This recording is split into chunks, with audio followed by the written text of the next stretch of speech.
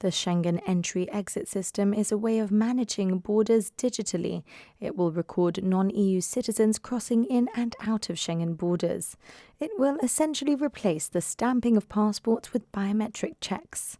Though the system is not expected to be implemented at the Gibraltar Spain border, the government has issued a technical notice. It advises that if you are crossing a border between a Schengen and non-Schengen state, the system may be in use and you might be required to register on it as a non-EU citizen. Between now and the 10th of April, there is a kind of hybrid system in operation because different member states have been given a degree of discretion as to how they apply the system, where they apply it. So, for example, phase 1 is generally taken to be airports, phase 2 would be land borders, and phase 3 would be seaports.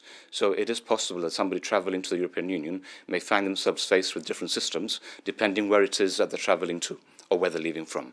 For example, as it is implemented more widely, it's possible it will be applied at Malaga Airport in respect of flights coming from non-EU destinations like London. The EES is not being applied at Malaga Airport at the moment, although if you travel there, as I've done recently, you'll see all the machines are ready and they are all in place. But it's not being applied at the moment.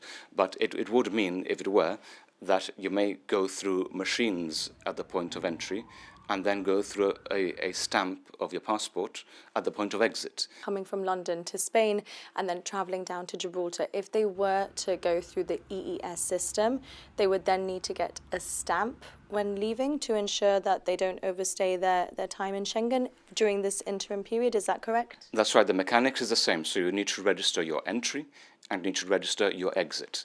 A member state of Schengen may do that in a different way. So you may find some member states have machines and then other member states still do the traditional passport stamping. But the important thing is to make sure you check in and then you check out of the system. Government recommends checking whether the system is being used where you might be travelling to factor in potential delays. Well, the advice being given initially, for example, by some authorities in the United Kingdom is to expect 4-hour delays, and that the idea of day trips or coach trips to France suddenly becomes much more complicated at the beginning. Why is that?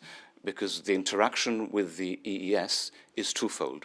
First of all, people have to register. They register the biometrics, which are the fingerprints and the facial scan. And so you may have a queue of people at one set of machines registering with the system. The system will also ask you questions. Where you're going, how much money are you carrying? The questions normally you may be asked by an officer. Once you've done all that, then you move with your passport to an e-gate, and the e-gate then allows you in or sends you to an immigration officer. Regarding how things could work on our side at the airport, under the treaty, would there be an EES at Gibraltar Airport to sort of manage those that come from London, for example, that aren't Gibraltar residents and are then going on to Spain?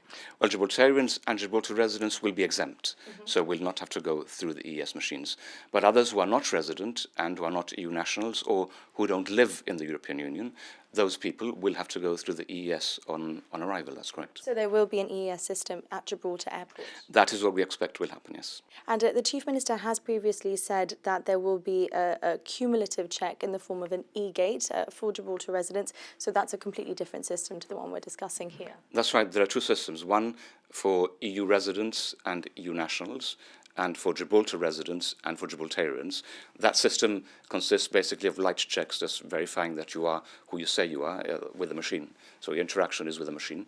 And then there's a far more intensive or intrusive system for people who are third country nationals who don't live in the European Union, who will have to go through the new European Entry Exit system. Number 6 highlights arrangements under a treaty are designed to exempt legal residents of Gibraltar from EES requirements. It adds that it continues to work to finalise the legal text of the treaty agreement.